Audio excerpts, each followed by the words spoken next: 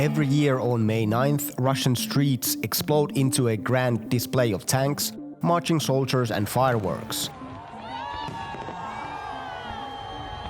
Veterans in medals, children dressed in army uniforms and giant posters with slogans like "We can do it again." The music blares, the red banners fly, and the whole country seems swept up in one giant ritual.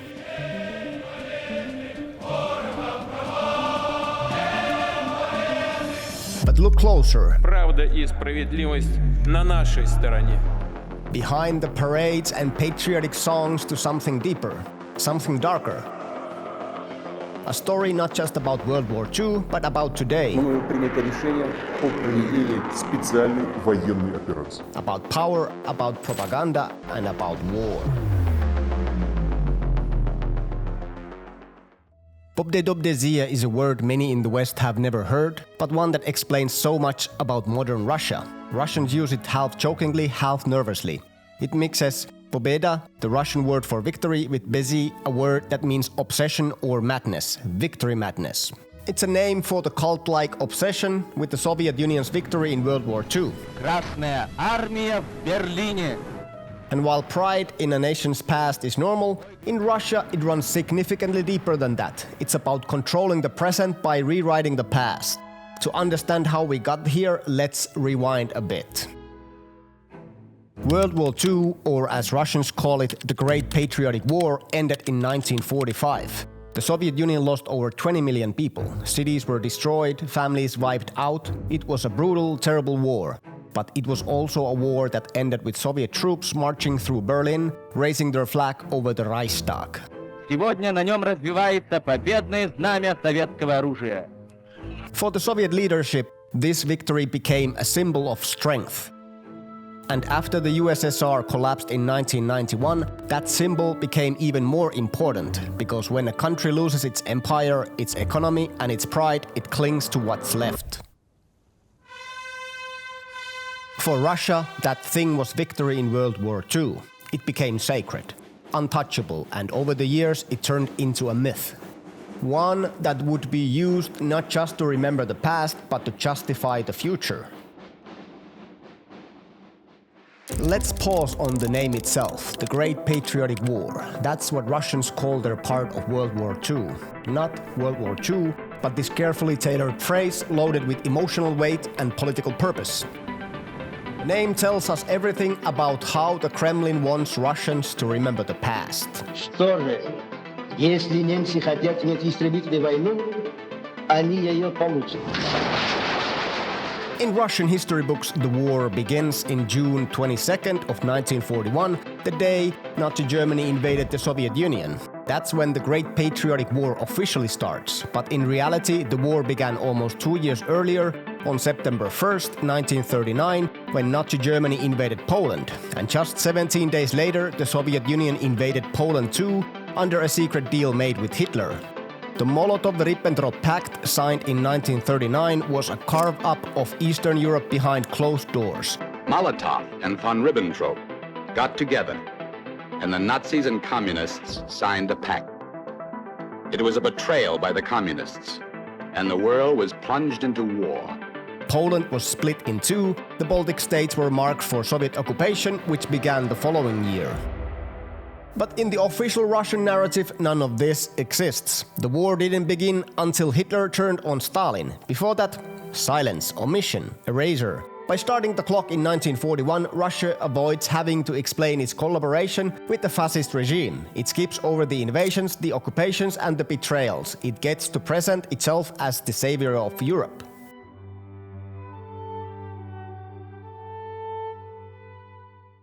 In Russia today, the clear winner of the Russian presidential election, Vladimir Putin, began to establish the Putin era. In the 2000s, when Vladimir Putin came to power, he needed something to unite the country, something that made Russians feel strong again, something that could distract from corruption, inequality, and political repression. The answer? The victory. Слава нашей армии, армии освободительницы. С праздником Победы! Ура!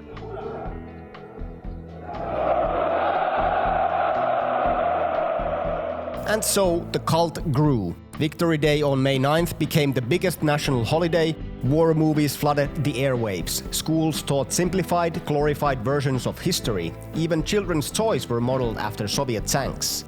People were encouraged to carry portraits of relatives who fought in the war as part of a movement called the Immortal Regiment. Sounds noble, right? But soon it was no longer about honoring the dead. It became a performance, a loyalty test, a tool for propaganda. Here's the twist. The more sacred the victory became, the more dangerous it was to question it. If you asked about Soviet war crimes, executions, rapes, the mass deportations of civilians, you were labeled a traitor. If you criticized Stalin, you were accused of disrespecting the fallen. If you pointed out that World War II began with the Soviet Nazi pact to divide Eastern Europe, you were accused of spreading Nazi propaganda. In modern Russia, this chapter in history became a tool used to silence critics, rewrite facts, and justify violence. And that brings us to today. Russian troops moving swiftly to take control of military bases in Crimea. As many as 20,000 Russian soldiers have been on the move across Crimea in the past 24 hours. In 2014, when Russia annexed Crimea, state media framed it as saving the people from Nazis. In 2022, when Russian troops launched a full-scale invasion, the message was the same. Ukraine was a nest of neo-Nazis. Russia wasn't invading, but was fighting fascism. Сейчас показал, что мы не только с нациками, мы с бесами воюем. Ваша сатанинская нацистская власть. Just like in 1945. It's the core of the Pobedobesie system. If everything Russia does is a continuation of the Great Patriotic War, then nothing it does can be wrong. Every enemy is a Nazi, every war is righteous, every criticism is treason.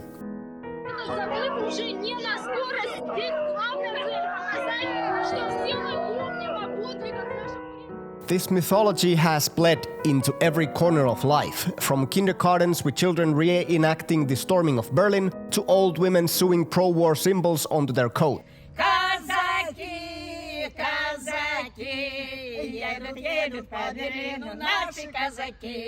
And it doesn't stop at Russia's borders. In the Baltic states, we see another side of this story. After decades of the Soviet occupation, these countries regained independence in the early 1990s, but across their cities stood giant Soviet war memorials, tanks, soldiers, stars.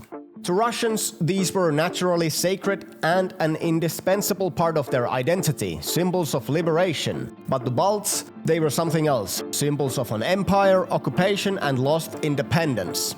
As the years went by, these monuments became flashpoints. Latvia moved some, Lithuania quietly removed others. And in 2022, Estonia dismantled a major Soviet tank memorial in Narva. The backlash from Moscow was immediate and furious. Russian officials called it a crime, while propaganda channels exploded in rage. Если это так, то Эстония должна быть стерта с лица земли. Включая Каю Каллас, ее долбанного мужа и всех прочих. Просто должны быть нанесены тогда удары по Эстонии. The Kremlin views such acts as a personal attack, since they are an insult to the myth. But of course, in Russian newspeak, I believe the term is Russophobia or fascism. Eventually, what do we have?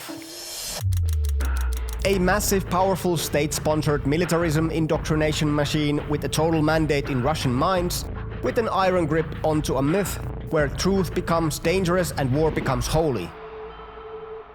За Россию! За президента! За Россию!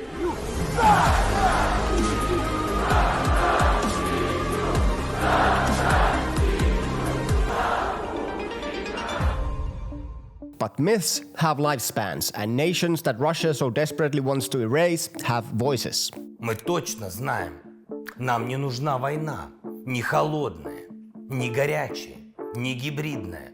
Но если на нас будут наступать войска, если у нас попытаются отнять нашу страну, нашу свободу, наши жизни, жизни наших детей, мы будем защищаться. Не наступать, защищаться. Наступая, вы будете видеть наши лица. Не наши спины, наши лица. Any meaningful strategy towards Russia must begin by understanding how the past is manipulated to serve today's aggression. That means confronting false narratives head-on and amplifying the histories Moscow so desperately tries to erase. It means standing with nations like Ukraine, like the Baltic states, that refuse to have their memory dictated from Moscow.